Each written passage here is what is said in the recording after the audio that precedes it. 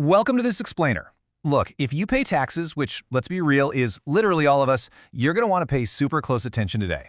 We're diving into a massive July 2026 update from the IRS, and it completely changes the game on how tax penalties are handled.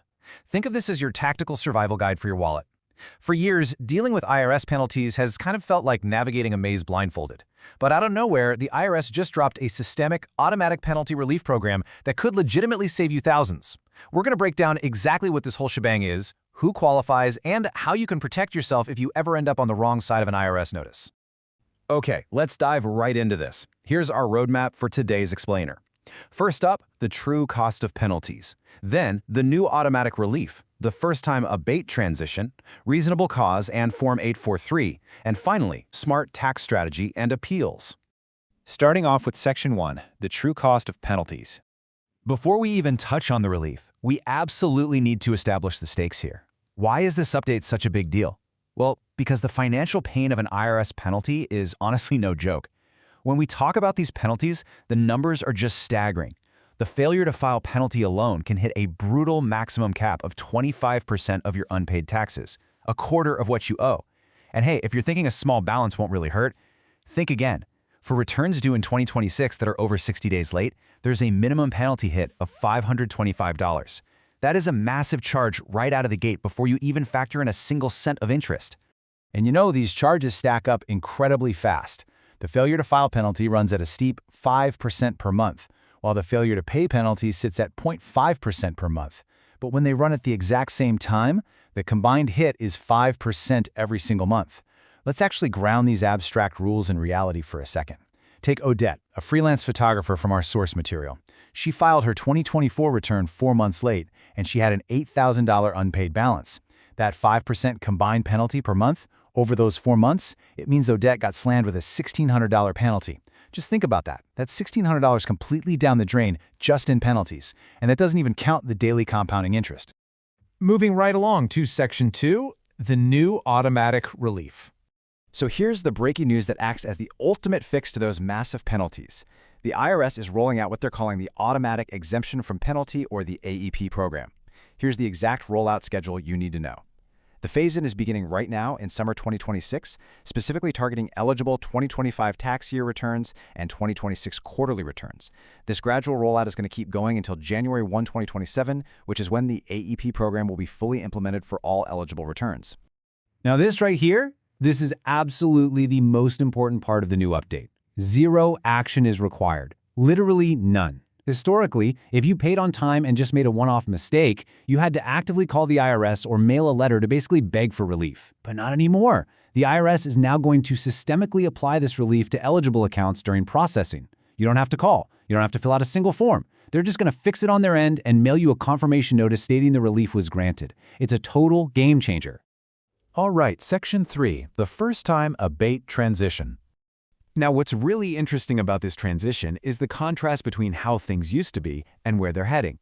The outgoing system is known as First Time Abate, or FTA. And look, FTA is a great program, but it requires you to actively pick up the phone, call that toll-free number on your notice, and actually ask for it. If you don't ask, you simply don't get it. The new AEP program, on the other hand, is completely systemic and automatic. So during this somewhat messy transition period this summer, if you get a penalty notice and the automatic relief hasn't kicked in yet for you, you still have to call the IRS and request that legacy first-time abate. But here's the catch. Whether you're relying on the old first-time abate phone call or the brand new automatic exemption from penalty, the eligibility rules are exactly the same. The IRS relies on this very strict, 3-part checklist based entirely on your account history. Step 1, you've got to have a completely clean penalty history for the prior 3 years. Step 2, you must be in filing compliance, which basically means all your required returns are filed or on a valid extension. And Step 3, you have to be in payment compliance. The tax is either fully paid up or you've got an approved installment agreement in place. If you miss even one of these steps, no automatic pass for you. And honestly, here's a truly brilliant piece of strategy from tax professionals. They say, first-time abatement is a card you hold roughly once every 4 years. Think about it. Because you need a 3-year clean history to use it, this is a one-shot tool. So if you actually have a valid documentable excuse for why you were late this year, you should absolutely argue that excuse first. Save your automatic relief for a year when you just messed up and have zero excuse. Seriously, don't waste your automatic get-out-of-jail-free card if you don't have to. Hold on to it. Let's look at Section 4, Reasonable Cause, and Form 843. So, what if you don't qualify for the automatic waiver? Maybe you had a penalty 2 years ago. Well, we have to move down the tiered solutions to the evidence-based relief path.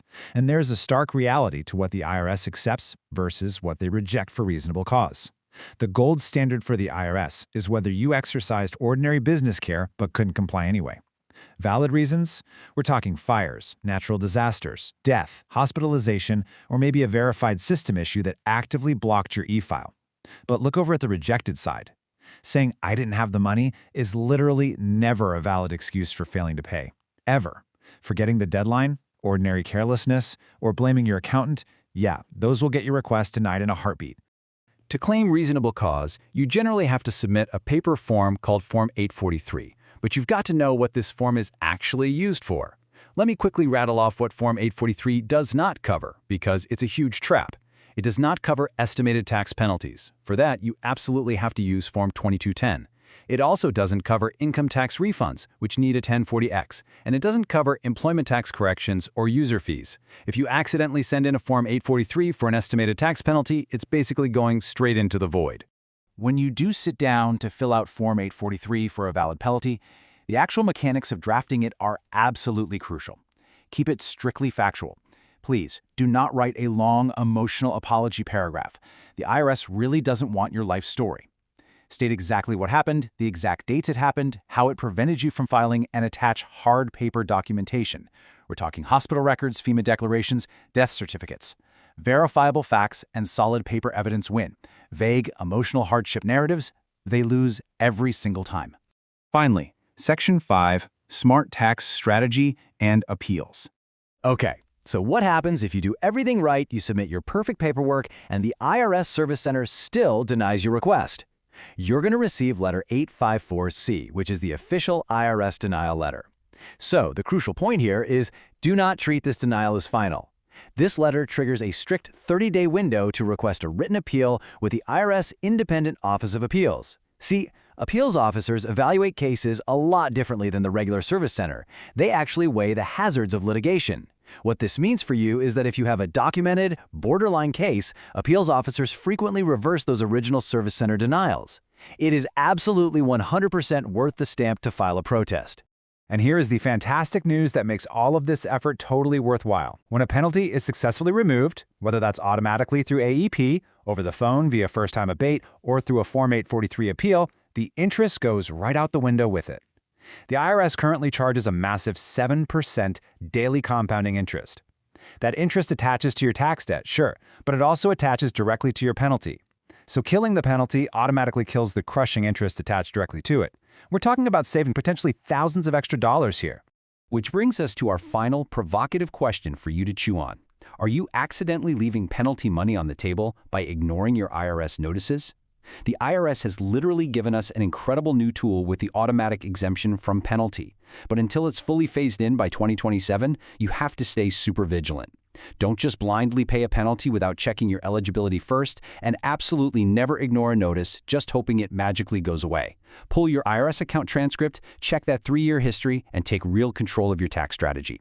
Thanks so much for joining me on this explainer, and hey, stay focused out there.